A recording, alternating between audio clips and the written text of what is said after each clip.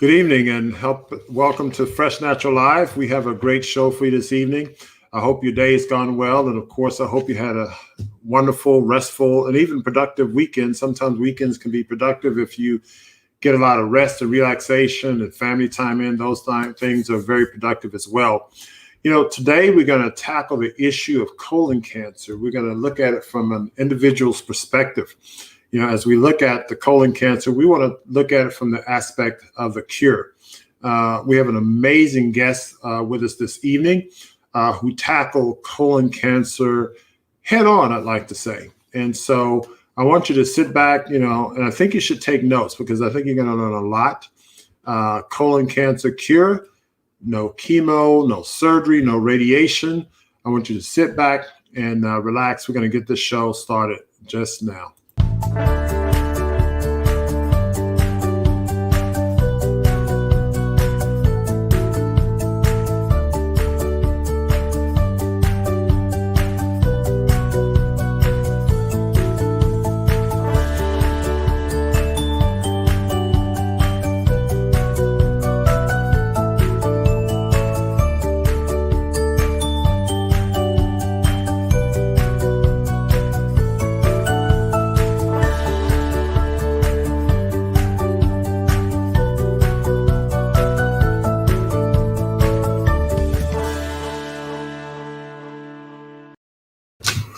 Okay, welcome back. As I want to get us started, today is part one of a two-part series. Next week, we're going to deal with part two, and we're going to talk about the science behind the cure.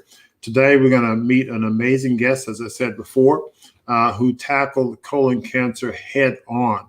We're going to meet Miss Gigi Jones, and today we're going to talk about her cancer diagnosis and get into the details what her experience was like before cancer, her life during the diagnostic period, and then her journey to conquer cancer. So we're going to look at colon cancer from a conqueror standpoint. We had an earlier show that we talked about colon cancer diagnostically in terms of the features of colon cancer and the pathophysiology, if you will, from a medical perspective. But now we're going to look at it from the perspective of an individual who conquered cancer head on. So colon cancer cure without surgery, without chemo, and without radiation. Before I bring a special guest on, I'll bring our panelists on. We have Dr.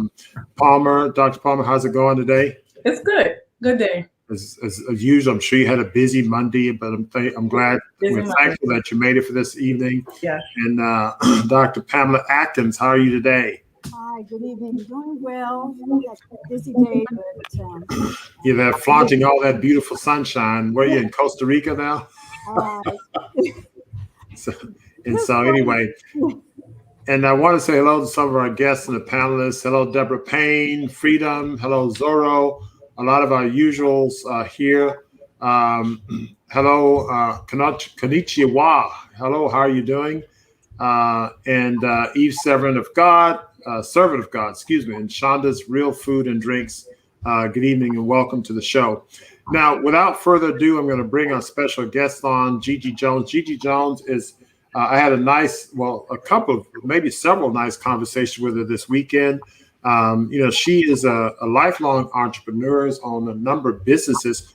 And before, she got into her current business, she was in the business of owning spas and sort of in the wellness arena prior to her diagnosis. So I think that was probably an omen to where she was needing to be in life.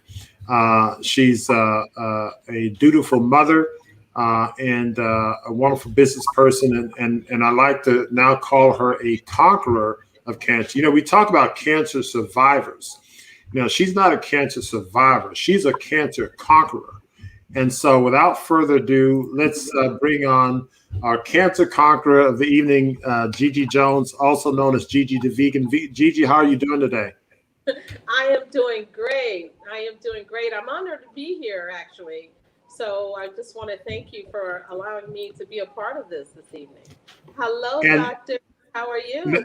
And me, Dr. Palmer and Dr. Atkins. And now, Gigi, I don't know if you can turn your mic up somehow. If there's a way, I don't want to turn my speaker up too much. That's so I get an echo. How about this? Oh, that's much better. Give us a tad bit more. Okay, let's see what it does here. And then that's maybe, great. Oh, that's great. Oh, perfect.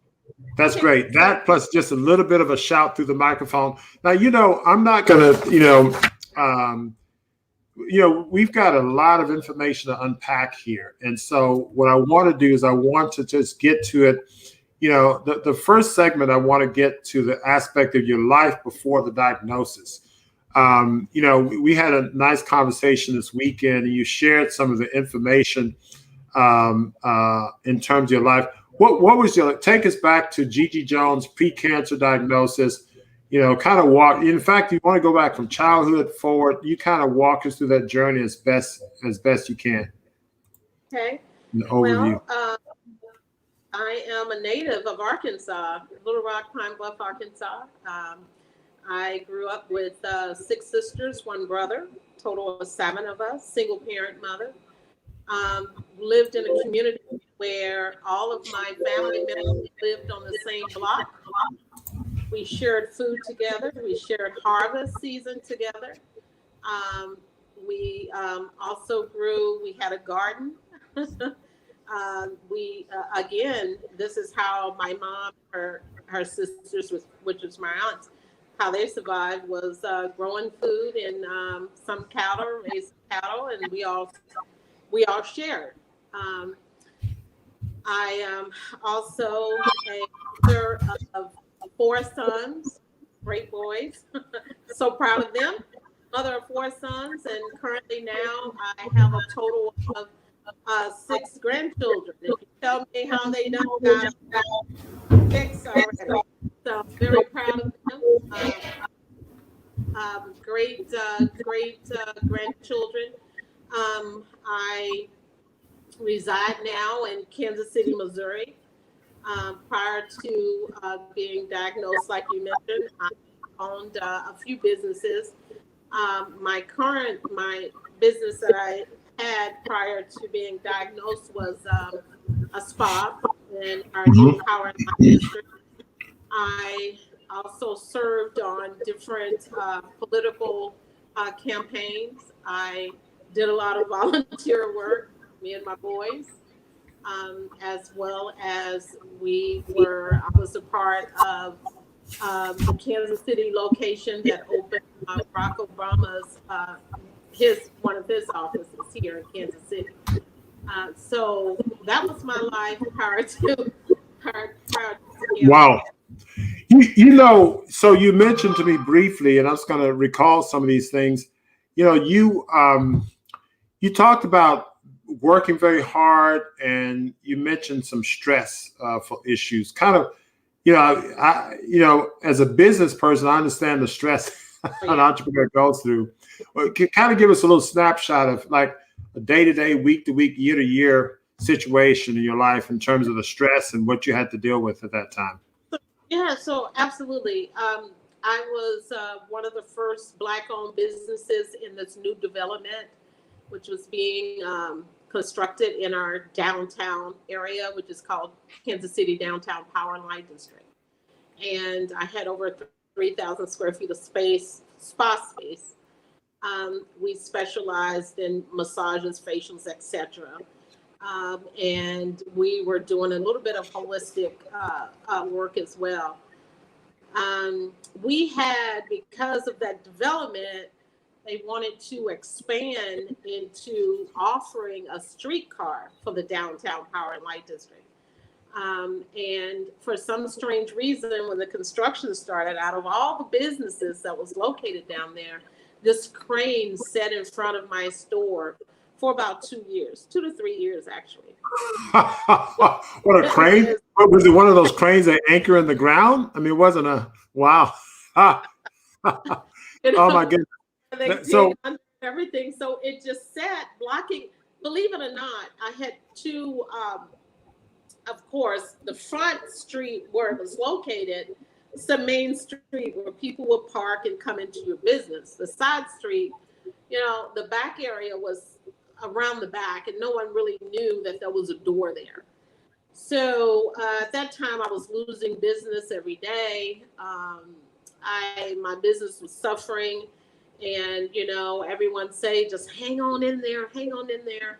After this is done, this is your business is going to thrive.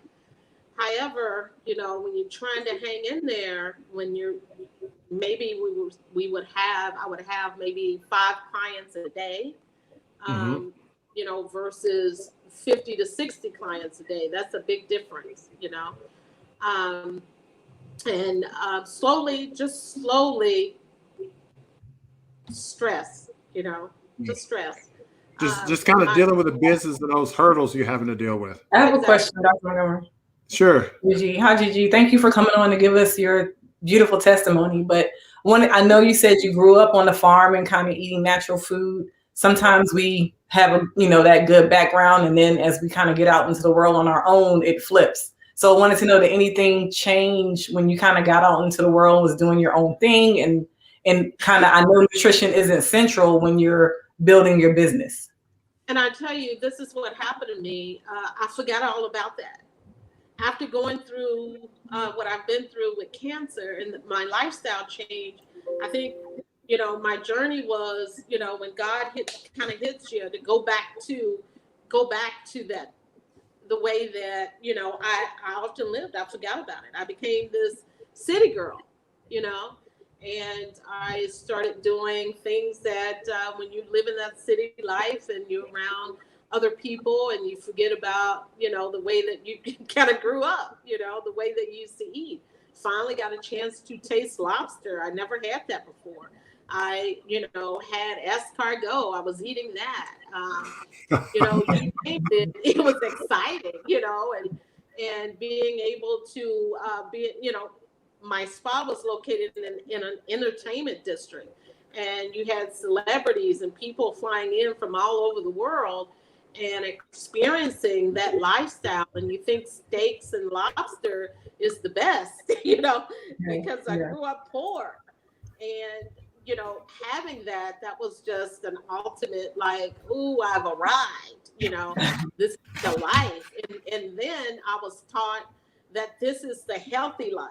You still have a couple of veggies on the side, not real veggies, but, it was all dead. But at the same time, I have arrived in this new lifestyle that I thought that I was eating healthier, because, then you surround yourself with people that have the money and resources to eat this way, and you think this is the best way to eat. Oh, I wouldn't dare,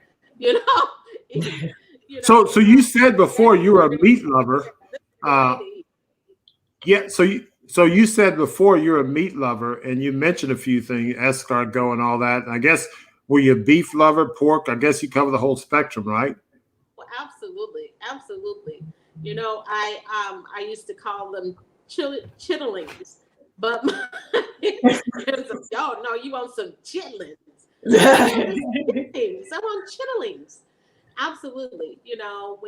Especially Thanksgiving, turkey, chitlins, you name it, I had it and I loved it. A little bit of hot sauce on those chitlins.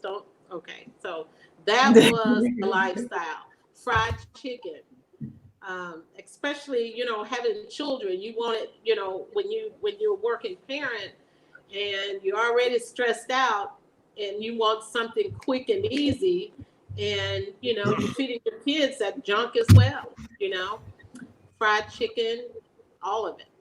So basically, a lot of work. There was some stressful things going on there. How was your sleep life? Did you get a chance to exercise, sleep? What were some of those habits before? I was exercising just a little bit. My sleep patterns was off because of the stress, and I would be up all night working and stressed out about, how am I going to overcome this?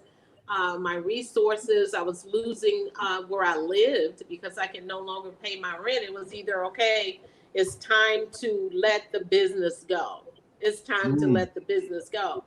But, sometimes we listen to naysayers that, hey, just hang on in there. Even my mayor, hang on in there. Things are going to change. And once they do, this is what your business is going to take off. You know, if you lose your business now, and I was only, you know, I was representing my African American community. I was the only one in this high rent district, high rent area. And I wanted to be an inspiration.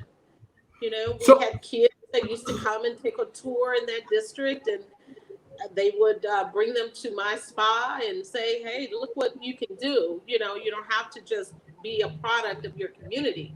You can inspire to be and grow even better. You know, I had an opportunity to have this business in a different location, but I chose this particular location because, you know, I want to be where some say we can't be. Why can't we be? You know? Wow.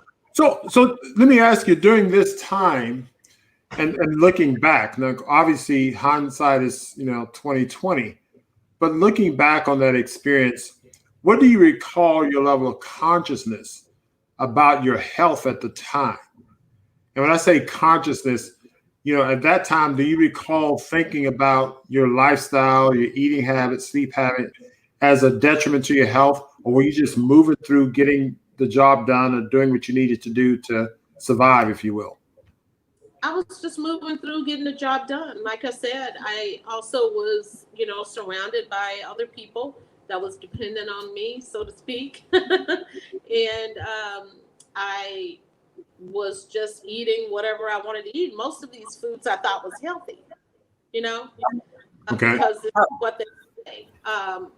It was more higher end foods that I thought was healthy, you know, like I mentioned. Gotcha. Yeah. So there really was a thought process of, hey, what I'm eating is healthy, even though I guess there's a lack of awareness. Absolutely. Wow. I left my old life, you know, I left the country life, so to speak. And I don't know, for some strange reason, it just wasn't registering to me anymore because I felt that's what poor people ate at the time, you know, because that's how they were raised. You know, Yeah, I have a question. Uh-huh. I'm sorry. Go ahead. Sure, go ahead, Dr. Atkins. Yeah, I had a question.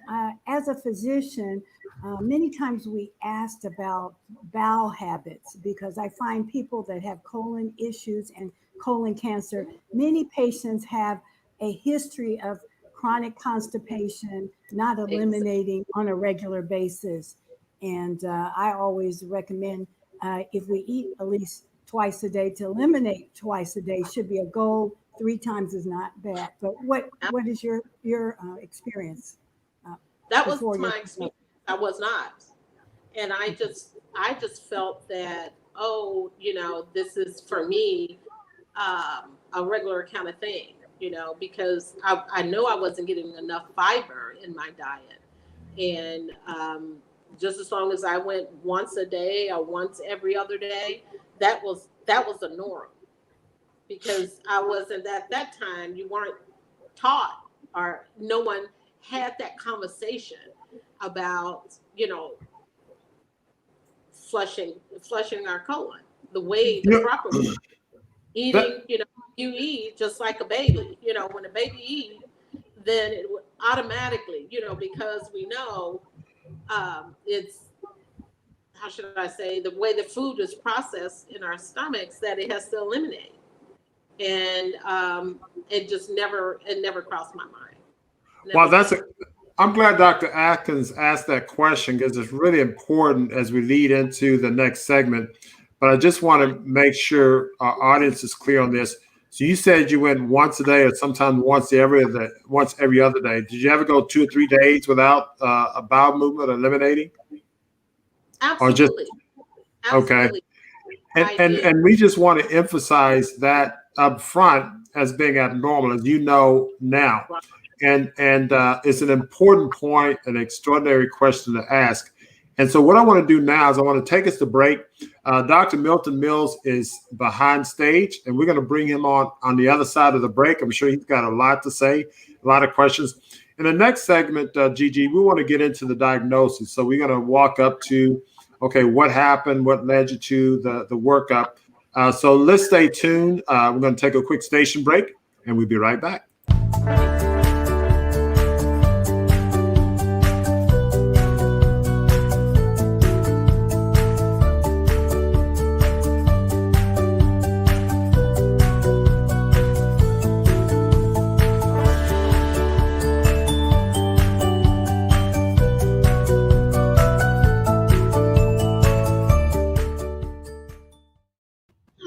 Okay, we're back. We've been joined by Dr. Milton Mills. He's there. He's at work in the hospital. As you can see, he's in his office right there. And hopefully we can get him for a few segments before he gets an emergency call. Dr. Mills, welcome. How are you doing? How's your Monday going? Well, it's going and taking me with it, but wait, I'm still trying to get over your graphics, man. Those graphics are off the chain.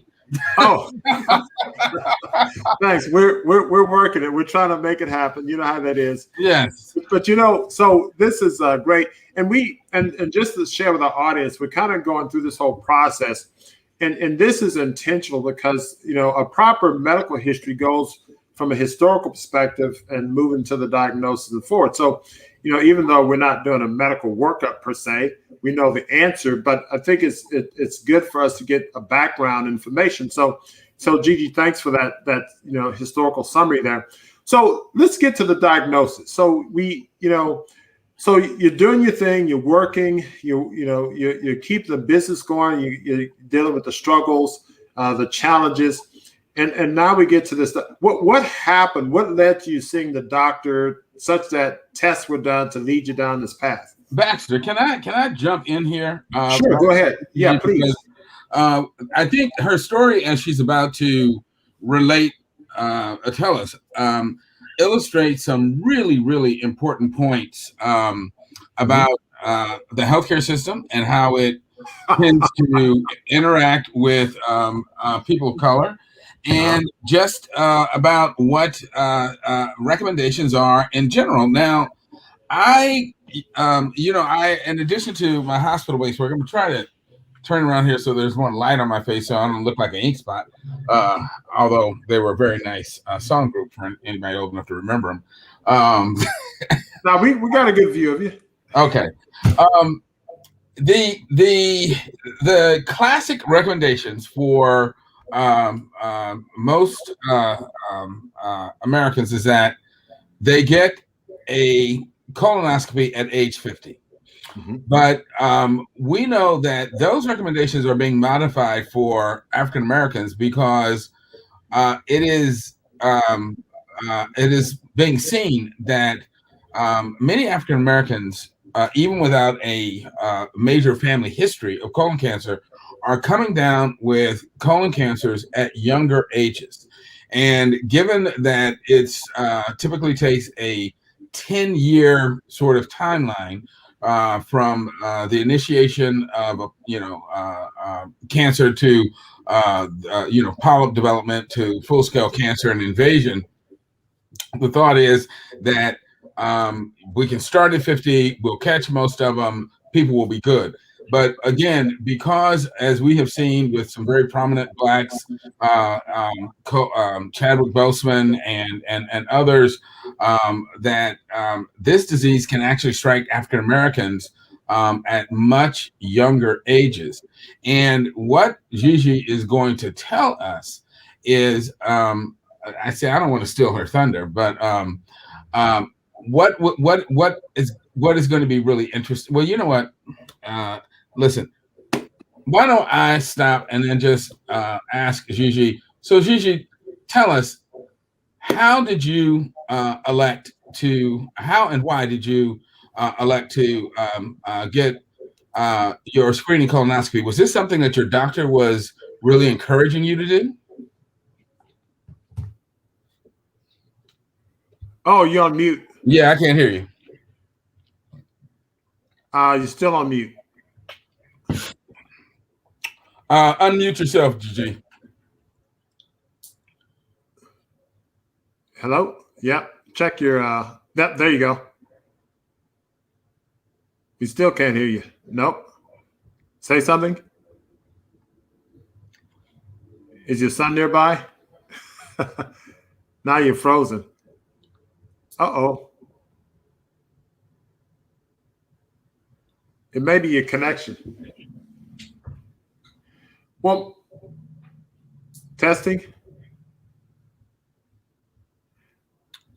Don't tell me I came on and messed up. Push the space bar, Gigi. Push the space bar.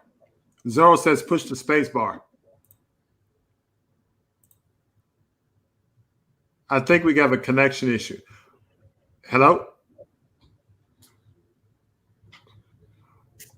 Or you can log out, come back on. So, Milton, I'm going to bring you up. Okay. You know some of the stories. Let me colonoscopy, is that correct? And Gigi can verify this. So, Gigi says that in 2015, let me make sure that I got my notes out here. Yes, 2015, I remember. Yeah, that she turned 50, which again is pretty amazing because she doesn't look like she was turning 50, but she turned 50 in 2015, and she decided that she needed to go and get her screening colonoscopy because she had heard that people should get colonoscopies at age 50. And Gigi did say something. As soon as you come in, if we can hear you, we'll bring you on. Nope, you're still muted. You may just go back out and log back on. Yeah. So basically, she had a screening colonoscopy. In August 2015, she turned 50, and she, having been aware of the recommendations for colonoscopies, she approached her doctor, and asked to be referred for a screening colonoscopy. Now, what is just really, at least important for me as a clinician, is the fact that given the history of African Americans with colon cancer, the fact that it is very prevalent within the Black community, that we have some of the highest rates of colon cancer, I would have expected her primary care doctor to have been pushing her to go out and get a colonoscopy, but that's not what happened. She had to, in essence, Gigi, are you with us? Yes, can you hear me? Okay, all right, yes, now we can hear you very well. I was just telling them that you had to kind of push your doctor to send you for the colonoscopy. Is that correct? That is correct. I was super excited because Obamacare. Super excited about Obamacare. And like I said, and turn your speaker up, Gigi. Okay. Or if you can get closer to it. Closer? All right. Yeah, that sounds good. How about now? That's better. Okay? Yeah. Is that perfect? All right. So, so with Obamacare happened, and I was turning 50 in July, I wanted to make sure that several things happened, and that was going to get screening on my full body, going to get a health checkup and making sure everything was fine, as well as I knew and read something about when you turn 50, you should have a colonoscopy. And when I went and see my primary care doctor, I had spoke with him about that. And I wanted him to refer me out to see, to get that done. Of course, he didn't mention any of that to me, but there was some other screening that he thought that I should get, but he never talked about the colonoscopy. I mentioned that to him. And he referred me to someone then. And I always say, I just think I'm a huge advocate and really try to focus that, especially with people of color, it is so important to get that colonoscopy done, because I believe it is a silent killer. And a lot of us don't do that, because when you don't know, you don't know. So I wanted, just kind of for our audience so you were proactive in getting this workup done and the diagnosis. So, I like the fact that you're proactive, and this is kind of an omen of the future for you. So you're proactive. So your doctor doesn't recommend it, but you recommend it. And I can understand. I'm not going to frown on the doctor because, even though we should recommend things, oftentimes patients come in with different issues, and we're dealing with a lot of different things, and you forget the patient's 50, 60, or whatever. And so you're dealing with a problem. So the fact that you're proactive saying, I need a screening colonoscopy, is a positive thing. And I would like to kind of just sort of give a shout out to that and make a point to our audience. Being proactive with your own health care is very, very important. We cannot rely on healthcare practitioners. Even the best or most well-intentioned doctors may overlook something like this because we're used to dealing with acute problems that, the routine screening things sometimes may slip. And so the fact that you were proactive, I just want to emphasize that is an important point. Milton, you want to say something else? Yeah, you can see it in my face.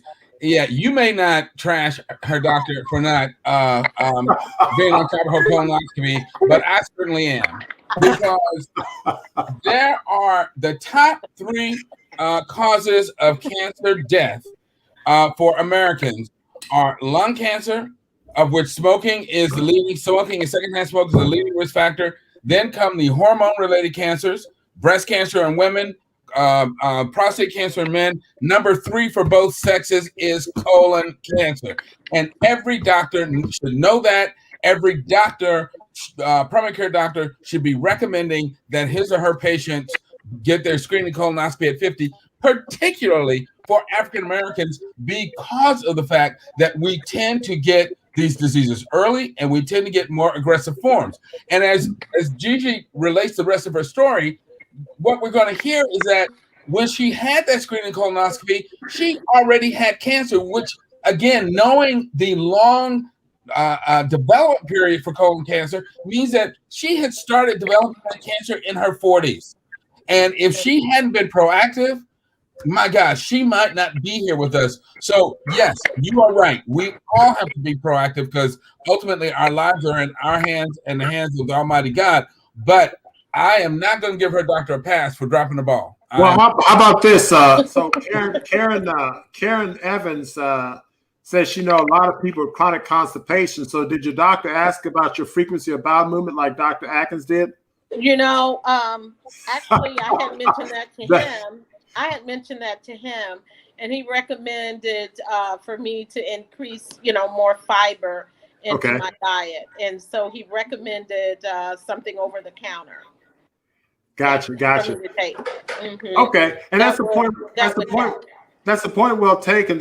So anyway, you got the screening colonoscopy. Take us through the journey. So what happened next? So actually, the doctor referred me over to a colonoscopy so that I can get that work done. And after,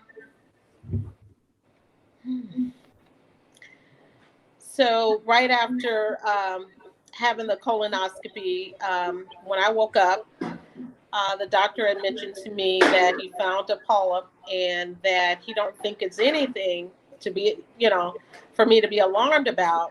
He said, but he's going to take a biopsy and he should get some results back within a week or 2. And after that, if it's not anything, he won't call me. But if it's something, if he finds something, that he will call me. But he really made me feel as though he don't think it was going to be anything. So real quick, and by the way, Karen Evans is with Dr. Mills on Ragging on Your Physician.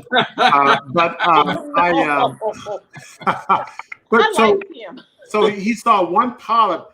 Was it your understanding that he removed the polyp or just biopsied the polyp and left the remaining part there? He took a biopsy. So apparently the polyp was too large to remove. Typically they remove it if it's not too large. And so Dr. Mills, the polyp that's too large to remove, what say you? Or Dr. Atkins or Dr. Palmer, what say you? If a polyp is too large to remove, that is highly suspicious for cancer. And that I can understand he probably didn't want to alarm her at that point until he had the definitive biopsy results. But I wouldn't have said to her, well, there's nothing to be worried about. I'd have told her, I am concerned. I'm taking a biopsy, and I'm going to get back to you as soon as possible with the results, and we'll go from there. But if it's too large to remove, that is highly, highly suspicious for cancer. So you get the biopsy done. Yeah. You're waiting, and so you're not worrying because they tell you not to worry. No, yeah, I So wasn't worried. I went on with life, you you're know. eating your I'm eating shrimp my and meat, steak. my shrimp, Yeah. my lobster, my escargot, my steak and potatoes and everything. So I didn't think anything of it. I just had my birthday party, and so, you know, life was good other than the crane in front of the store, you know. But Dr. Palmer has a question. Yeah. all was well. Dr. Palmer, have a question, Gigi? I have a question for you. I want to know, had your body given you any other signals, meaning, you know, any hypertension or headaches or anything else happening symptom-wise, or you taking any medicines for any other diagnosis before you get this big diagnosis? I'm sorry, you were breaking up a little bit. Can you repeat that? I said, had your body given you any signals before that, you know, something meaning not necessarily that had to do with your GI system, but even like high blood pressure, headaches, chronic headaches, anything else that was going on that may have indicated that the body, there was an imbalance somewhere? Right. The imbalance was, to be honest with you, that I was really under stress. And that's one of the reasons why I wanted to go and get everything checked out. And what that means that, you know, from he took blood work, and then I, you know, was having the GI issue, and those are just some of the, you know, things that I knew. I didn't experience many headaches, but it was mostly the GI. Yeah, absolutely. So the constipation was probably the main symptom you had. Is that correct? Yes, that was the main symptom. But I believe that I always experienced that. You know, Yeah. I had this. Yeah, I always experienced that, and you know, now I know because of my diet. Yeah. But that was just something that I was experiencing throughout my life. You know, being here and eating this way. I'd say within the last 3 years prior to having that colonoscopy exam. So you get the biopsy results. So within 2 weeks, within 2 weeks of waiting, which I wasn't waiting, like I said, I didn't think nothing of it. He called me. The doctor called me and said to me that he did find something, and he wanted to refer me over to a surgeon, and that he did find cancer. And he had stated over the phone that I had colon cancer. And I just never will forget that day. You know, my entire life changed. And then after I hung the phone hung up with him, I felt that I said, no, it couldn't be real. You know, so perhaps he was mistaken. And once I go to see the surgeon, everything will be cleared up. And I don't know, that just went through my mind, you know, that because you know, number one, I didn't expect to hear this over the phone. So I think that's one of the reasons why I thought it was also unreal. And then he was referring me over to a friend of his that was a surgeon, you know, which is okay, but I'm sure that's common. It was just a few things that was a little unsettling for me. I didn't ask anyone to go with me to see the surgeon to go over my chart, and I didn't do that. I set an appointment and went to see the surgeon. And sorry, there we go. There we are. And maybe about a week later, went to see the surgeon, and he went over my chart and told me that I had colon cancer and where it was positioned. The polyp that it needed to be removed fairly quickly because it was my small intestines that was sitting, and I guess fluid, and it was growing quite rapidly. He also sent me to get some lab work tests done so that he would know exactly where I was, what stage I was in, and how best for him to go in and treat it. However, he stated that he was going to do and what I probably would need during treatment. And that was he talked about radiation, talked about colostomy bag. He also said that I was in the hospital for maybe about 4 weeks. 4 weeks in the hospital after the surgery? Yeah, and the reason why he said that is because he said it depends on how my body reacts. If in fact I go and have a bowel, then I would have to stay long until my body starts the process. Uh, how my body reacts to treatment in the surgery. Gotcha. So there are a lot of uncertainties there. You were breaking up there, but my understanding, I'm going to recap for the audience, is that there was a chance you'd have to be in the hospital for 4 weeks because there's a possibility of needing a colostomy bag, and most people know what that is. Essentially, if they cannot reconnect the colon inside your intestine, they have to leave one out, and you have to kind of eliminate in a bag and change that out.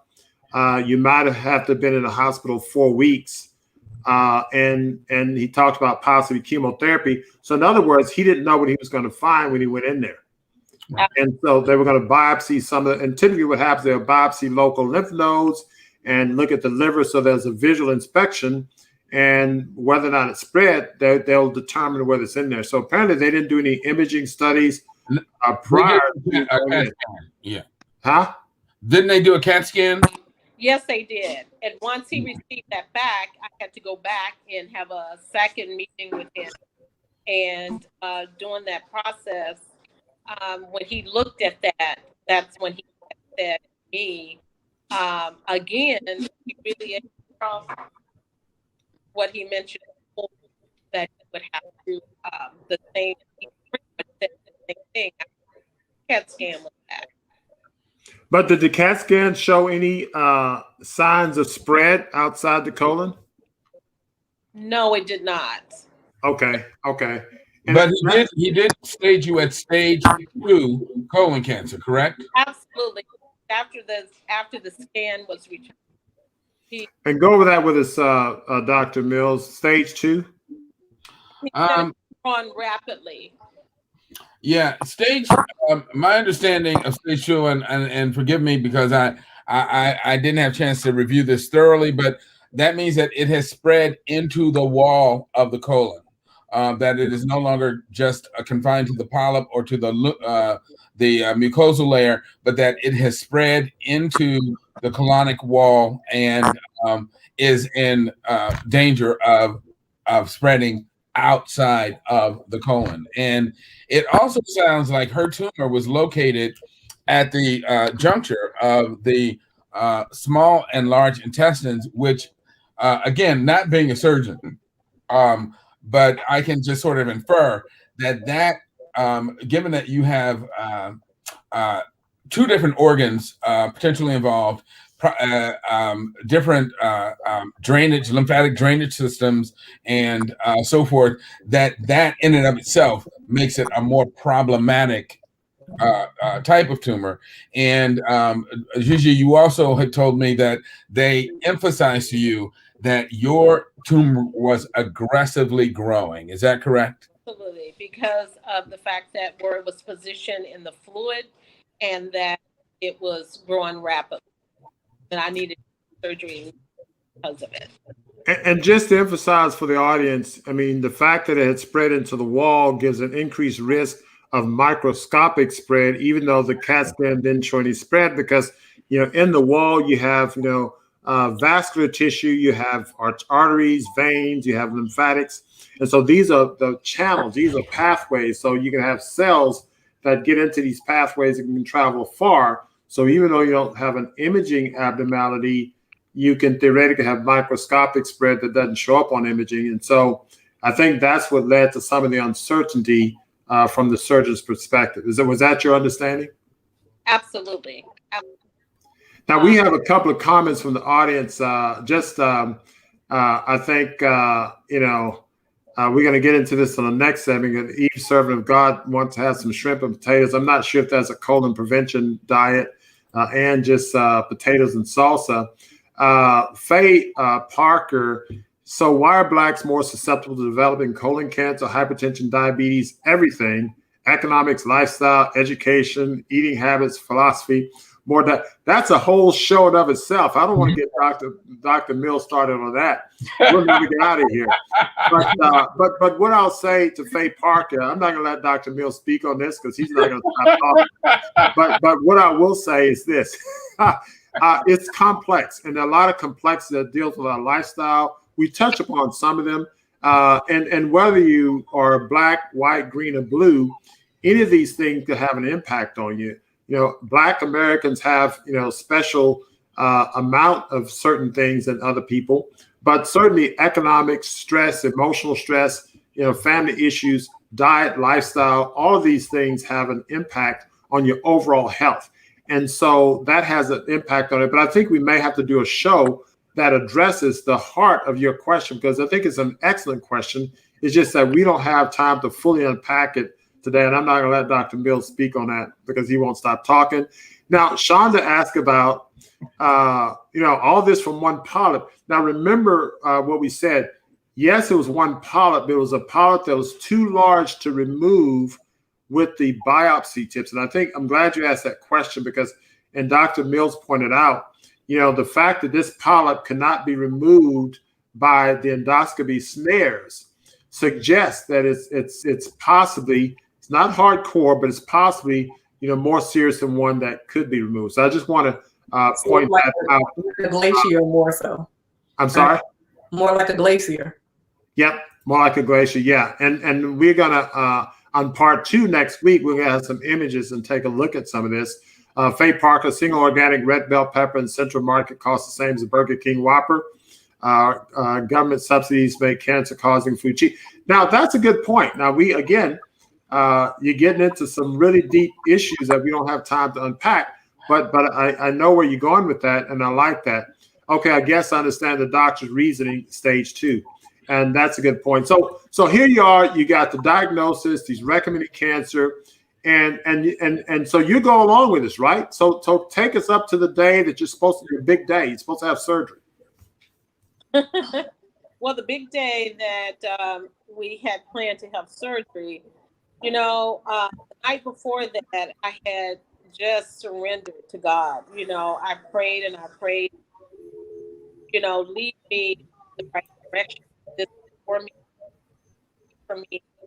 And, that morning.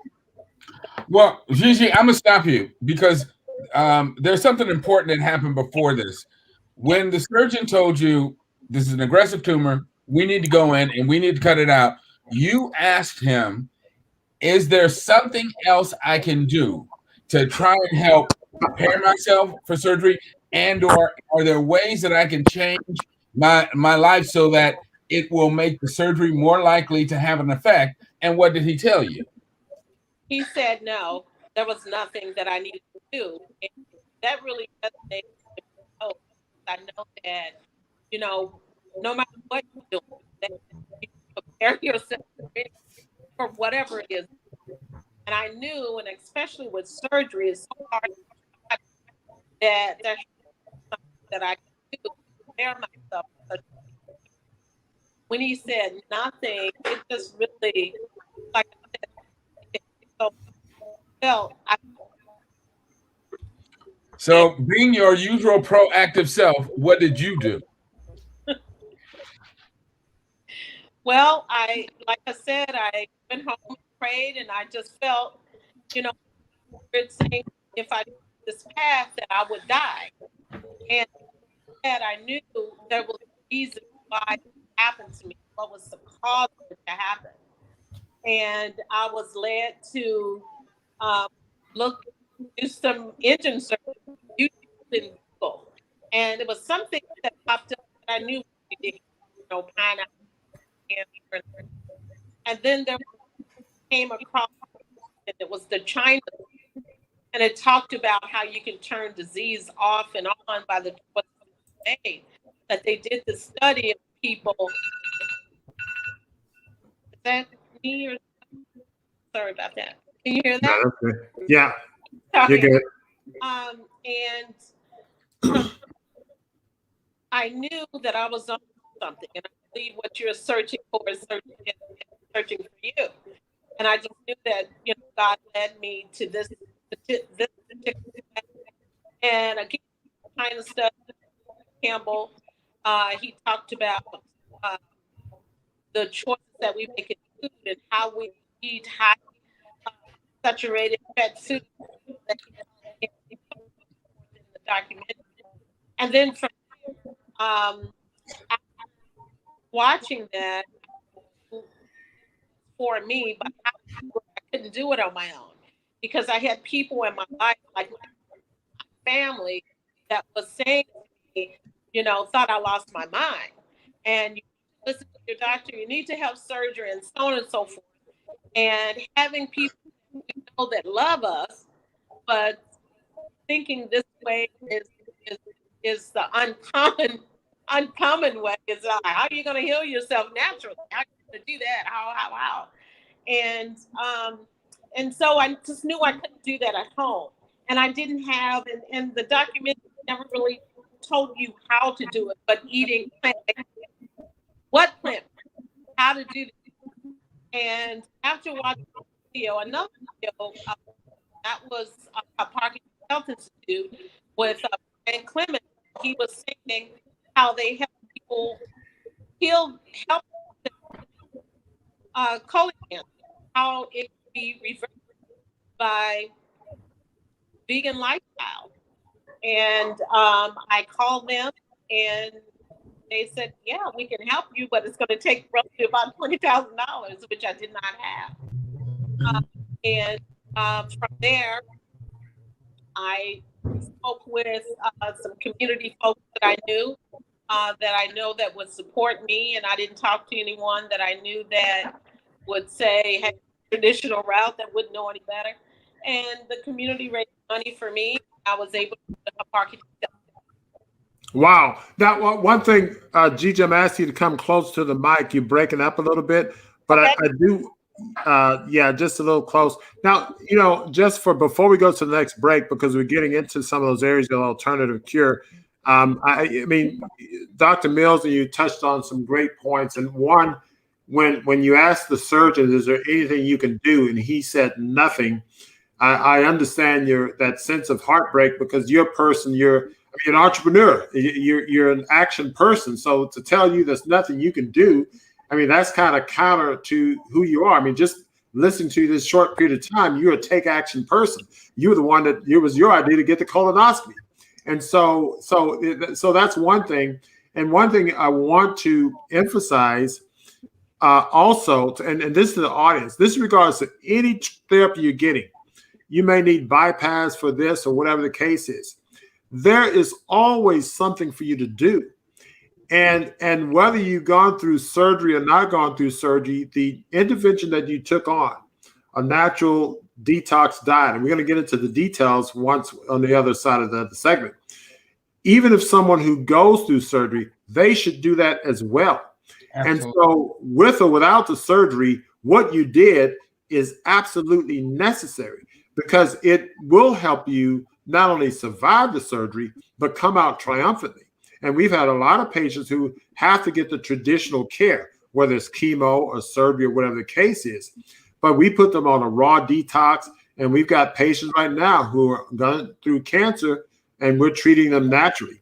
So it's always where you have to naturally heal the body, because whether you get surgery or not, or chemo, whatever, the body's going to have to naturally heal itself. It's going to have to naturally heal itself from what? The cancer, and also naturally heal itself what? From the surgery, or naturally heal itself from the radiation, and naturally heal itself from the chemotherapy. Right. So the body's always having to naturally heal itself, and optimal nutrition is always the answer, regardless of what are the things that you do.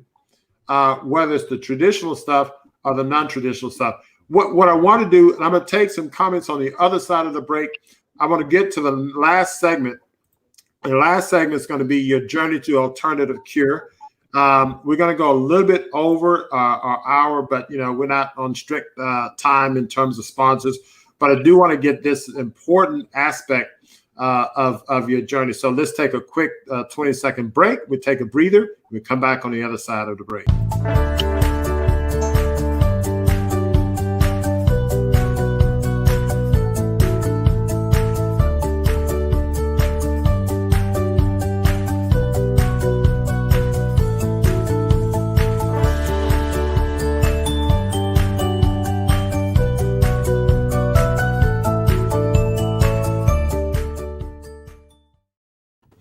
Okay, segment 3, the journey for an alternative cure.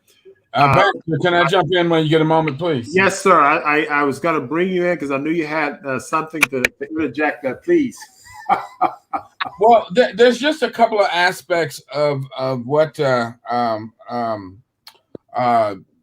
Gigi said about her story that may not have come through to the listeners because there was, just some static in the line and a few things broken up. But for me, one of the most important and powerful aspects of her story are that after she was told by the surgeon, you've got this really aggressive, rapidly growing tumor that we're going to need to go in, come out. We may have to end up giving you class B bag and all this, and you're probably going to need follow-up chemotherapy for the very reasons that you mentioned, Dr. Montgomery, with the microscopic spread. She prayed about it and talked to God, and God told her, if you follow that route, you are not going to make it. You need to find out what caused this, get at the root causes, and take an alternative pathway, which is what led her and spurred her on into looking for the causes of the colon cancers and natural ways to treat it. And again, I'm not bringing this up to say that this is the pathway that everyone has to or even should take, but I do think it is important to bring in the spiritual aspects of her journey and the fact that she was led by God to seek out this alternative pathway, and it proved to be the right one for her. I have certainly had the whole reason that I'm plant-based is because God told me, if you want a better relationship with me, you need a clear mind, and for that, you got to stop eating dead animals. Wow. I listened, and here I am. So I just want people to be aware of that, and that if you are a person of faith, trust in God, listen to His voice, and it will lead you in a proper direction. I think that spiritual connection is really important. I'm going to ask Dr. Atkins a quick question, but real quick, Michelle Vander Beaverhart, just to answer your question, she raised the $20,000, and it was more than just a plant program. And we're going to get into the details of that. So yes, it was $20,000, but we're going to get into the details of the program. Dr. Atkins, you see a lot of patients, with cancer and all sorts of chronic illnesses. So I just want to collect your thoughts. And someone like Gigi's issue comes in, and she's facing this whole approach. What are some of your thoughts, and what is your take on what was done, and what other things might you have thrown into the mix of things? Yeah, I'm not an oncologist, but I'm a family doc. I practice with a holistic approach. And I think about, we want to reverse the factors that cause those cells to grow, the environment in our body that cause those bad cells to grow.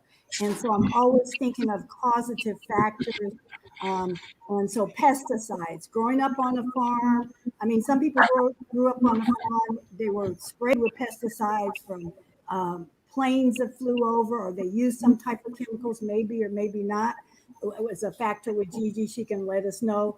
But pesticides, because many of us are not, may eat, more vegetables or eat plant-based, but maybe not always conscious of, is it grown with pesticides? Also, meats, smoked meats and meats, animal fat, but particularly smoked meats. And I think I grew up in Indiana.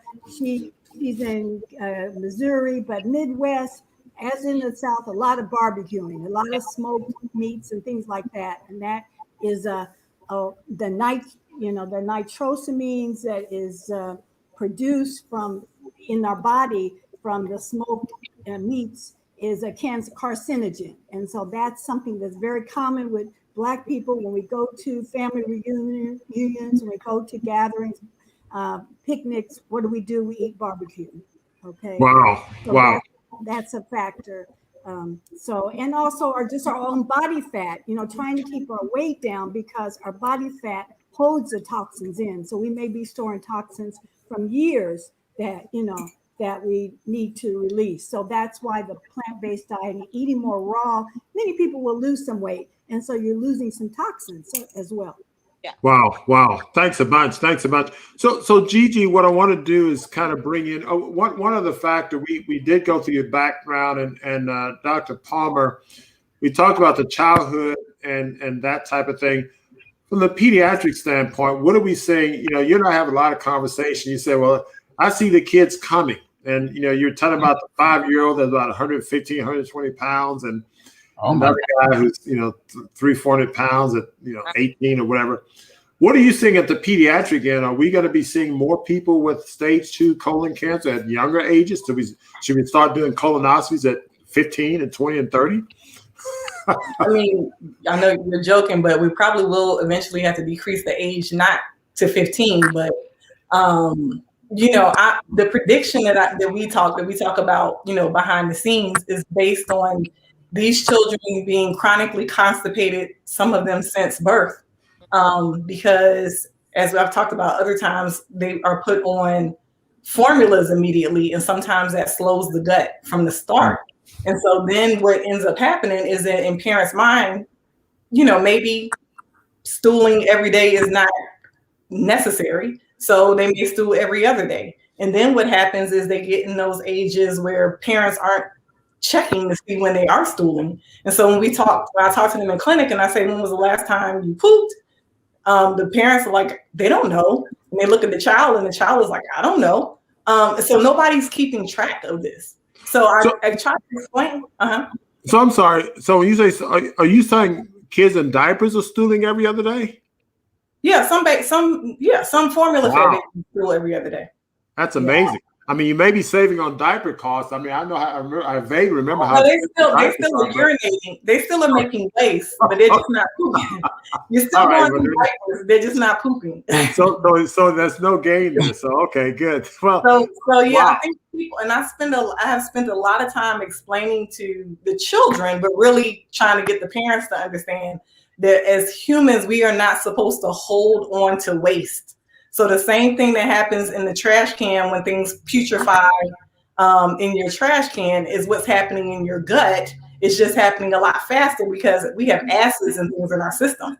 So that's why, their poop smell when they go to the bathroom, they're blowing the bathroom up. That's why they have a lot of gas, because now you're putrefying material in your gut. And this is a problem. And when I explain it like that, they say, oh, okay. So, this gas thing that is a joke, in our society, it's really not funny. That this child is making gas or making big poops and clogging up the stool as if they were an adult. And so I get a lot of that. Wow. So Gigi, so you're in the morning, you say you call your doctors. I mean, you wait, you pray all night. God says don't have this. So when you woke up in the morning, did you wake up saying, okay, I'm going to refuse this surgery? Is that was clear in your mind at that time? It was clear as clear can be. And I just took that leap of faith.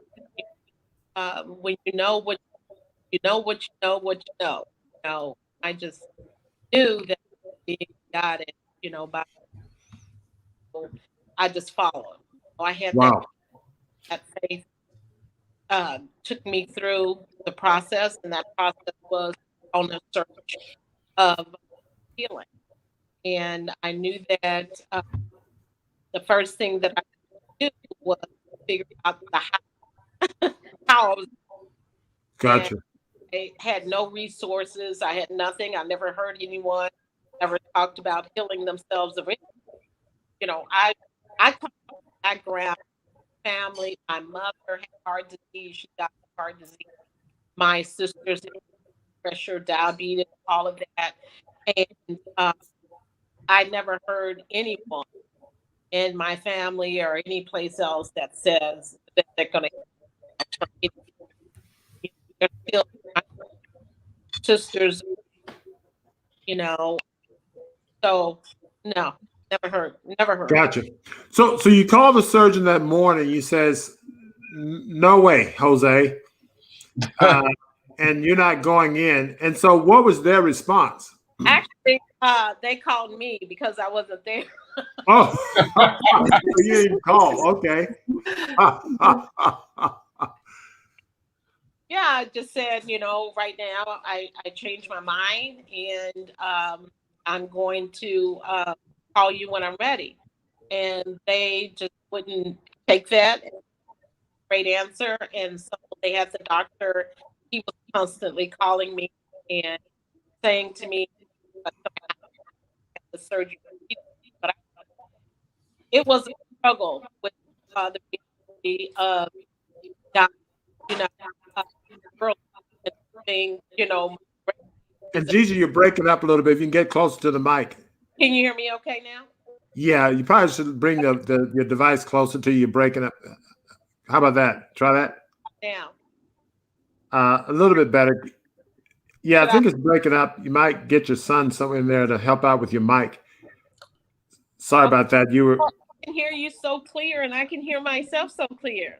Okay, now that's you're coming better. through great. That's better, Yeah, yeah. stay right there. Yeah, go ahead. So the surgeon's calling you, and this is for a period of what, a week, 2 weeks? Oh, a month. They were A month. Yeah, they were calling for a month. And, the way that I was before versus being diagnosed and all of the harassing phone calls, it really saddened me. I went to in a state of a deep, stressful mental state, even though I know that I was being directed, but at the same time, I was on this battle, of do I follow this or do I follow, God? And I knew I was going to follow God regardless.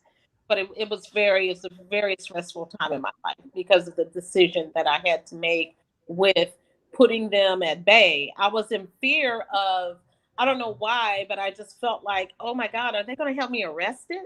It was the way that they were calling and the conversations that they were having with me that really made me fearful. And I was thinking, I said, if not now, but when is that going to happen? You know what I mean? If we choose a different route to take on our health or holistic approach. So with that, I just decided that start Googling. And like I said, that's when I came across the China study. And from there was Hippocrates Health Institute. And So when you read the China study, was that empowering for you? Oh, it was very empowering. It was very empowering. Even right now, I don't know that they should. I just think that it let me know that I was doing the work that God had told me to do, that I was on the right path. Because I believe when you follow, everything that you need in your life will start showing up and helping you and guiding you and leading you in the direction in which you should go. And that was the first thing that, out of everything that I could have took in, it was the China study first. Wow. And hearing that, it was very empowering.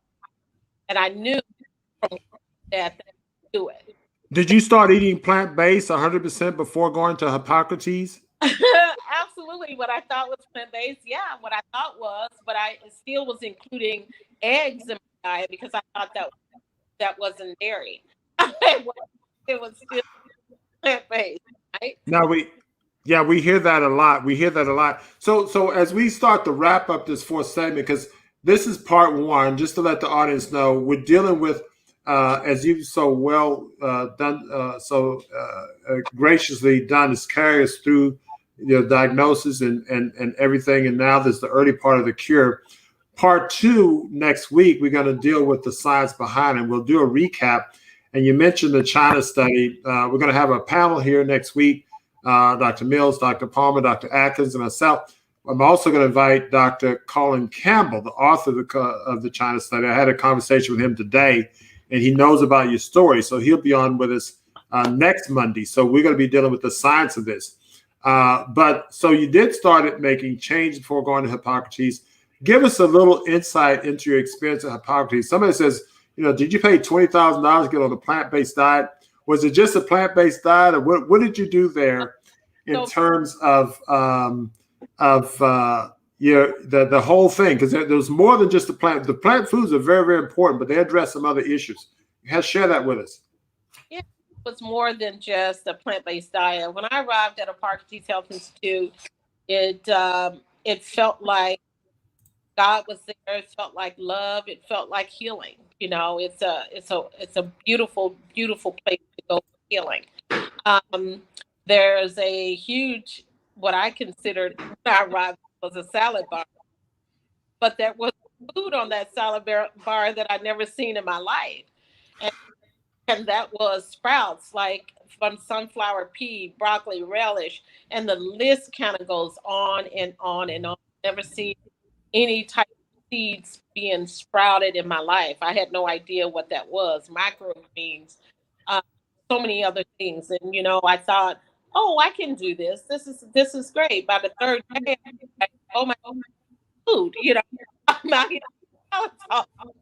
But taken in that program, and that on wasn't just eating living food. I wanted to just say to people what raw is versus, to me, living foods. And those are living foods are foods that you partake in that is known to shrink tumors, that is known to eliminate waste in the body, toxins, heavy metals, the list kind of goes on.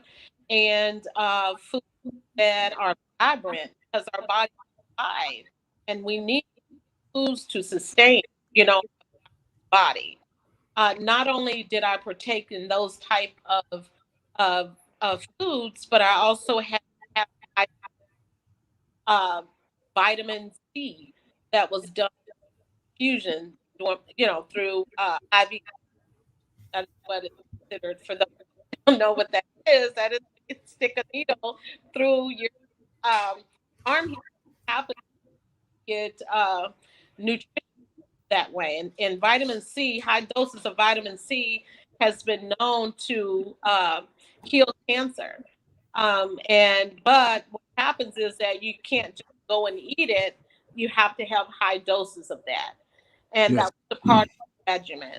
Not only that, there's a oh my goodness, infrared sauna. I had to have roughly about 30 to 40 minutes a day in an infrared sauna. And infrared sauna has known to, what it does is it heats the body up from the inside out, not the outside in, like most saunas are known to do. And with that has been known to reverse, or should I say, heal our bodies as well, shrink tumors. And then you have your green juice. And juicing, I would say that, when you drink green juice, and our green juice was also mixed with sprouts, it was high in chlorophyll as well. And we know what that is good, what that is known for. Also, at Hippocrates, I had psychotherapy. Their process, you spend time in a pool, and then you have to go into an ice pool, and we know what that does, with the amphetamine start process. How should I say? And also our blood flow through our body. And that's not just all, but that was just things that was a part of their cancer program. And then you have educational modalities that you do in lectures and seminars. And then the water that we should be drinking on a daily basis. Yeah. And I think you hit a lot of important points. And you also mentioned before in our previous conversation that there was hyperbaric oxygen therapy, especially after the IV infusion. But I just want to, the person mentioned earlier, hey, 20,000 for plant-based diet, but it's more than that. You mentioned some of the psychotherapy. It helps you to deal with some of the stress issues, some emotional things that you've been carrying for years.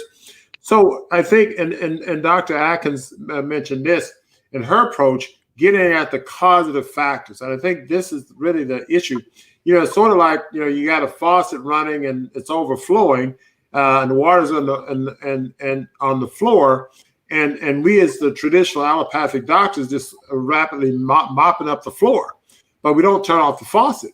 And what Dr. Atkins says, you got to turn off the faucet. And that was what the approach was with Hippocrates, not only by removing dead animal flesh and toxins from your diet, which is the very important part, but also the emotional stuff. And then you have to put some high dose super nutrients in to sort of help fortify the body, fight the cancer. But the interesting thing I want to emphasize as we start to wrap it up here is that, and I alluded to it earlier, is that the body always, always, always have to heal itself.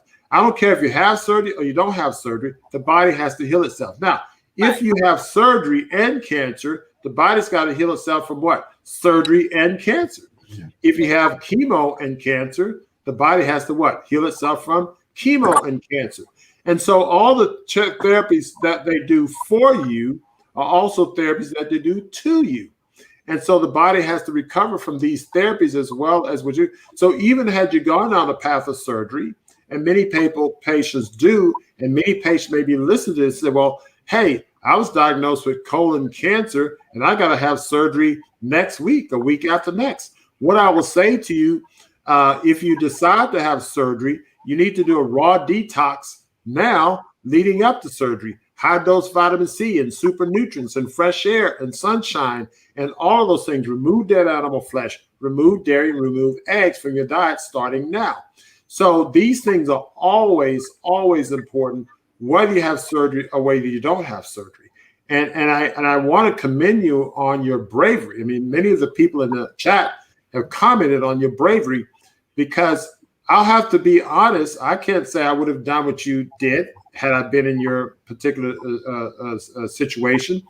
I mean, knowing what I know now of the mindset, yeah, I probably could. But I mean, you're coming from this fresh, and it's like, wow, you got to have surgery, you're going to die. And I know what my colleagues say. We say some of the most horrific things and the most scary things. You're going to die yesterday if you don't have surgery today, and you better hurry up and get this done. And so I really commend you on your bravery and your approach to this. Any final words to our audience and this thing? We're gonna get more from you next week. But any closing words on your alternative approach and how you felt? I mean, as you went through this, and maybe help our audience out. Somebody who maybe is looking at this now and they've got a diagnosis. What say you to them? Well, I just say, from my own approach and just to them, our bodies are designed to naturally heal itself once it gives all that it needs, nutrition, and healing. Our body is always talking, and we just have to listen, pay close attention and listen to your body. And I'm not saying listen to doctors. That's not my role. I think that doctors have a great role, and and to giving us a diagnosis so that we can work together. Again, follow your body, listen to your body. So, and Cap, you broke up a little bit, but I heard you listen to your body.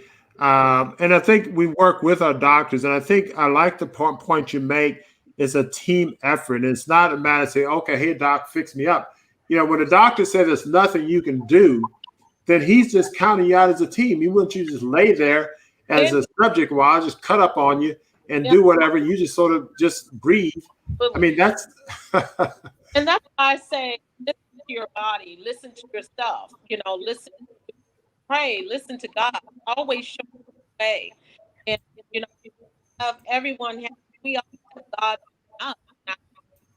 And I believe that, when it comes right, when it's for himself and not for you. And, the best decision that you make is a decision for yourself. And Wonderful. life into your own hand and do what's best. Wonderful. Well, thank you very much, Gigi. That's a powerful story, and we're going to wrap it up there. My panel and guests, I'm going to see you guys backstage.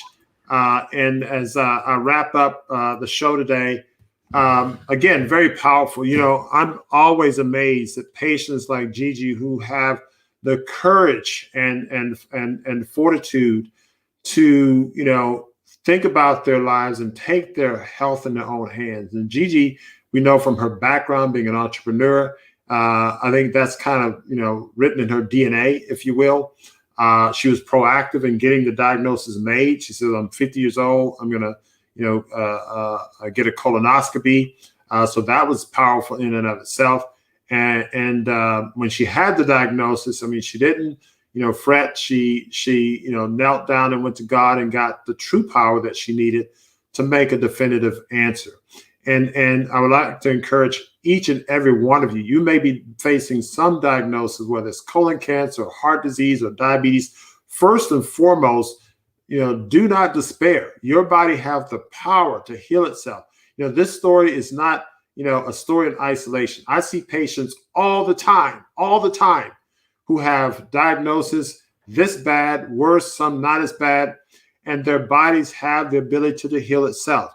The power is within you to heal yourself. So I want this, if you don't get anything else from this show, from this message, I want you to be encouraged knowing that the power lies with you, and you have the ability to do so. And there's always something for you to do. And so that gives you power, but also responsibility. So anyway, we're going to cut it off there. Thank you for joining us tonight. Thank you for all your comments, adequate questions. And God willing, next week, we're going to deal with part 2, and we're going to look at the science behind the diagnosis and the cure. Gigi is going to share some of the medical records with us. We're also going to be on with Dr. T. Colin Campbell. We'll look at everything from the biochemistry, from bedside to bedside. So we want you to really join us next week. But until then, keep it fresh, natural, and live.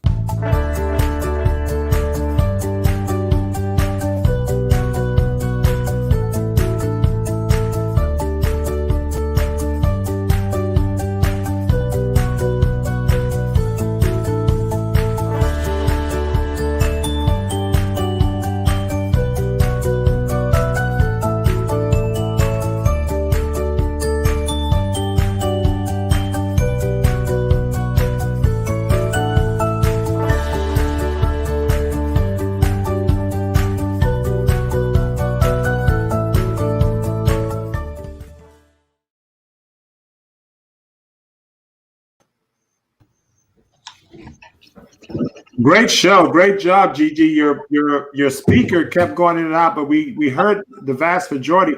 Someone was saying that there may be some interference. Maybe somebody else has a sound device or something nearby. So I don't know.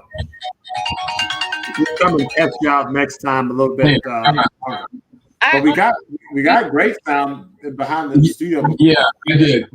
I'm on with Baxter right now. Let me call you back in about 10 minutes. Yeah, okay. I was receiving some of that feedback with some of the doctors, so like that. I did. So I will. Well, you got a lot of powerful comments. I don't know if you were looking at the chat line, but a lot of great stuff.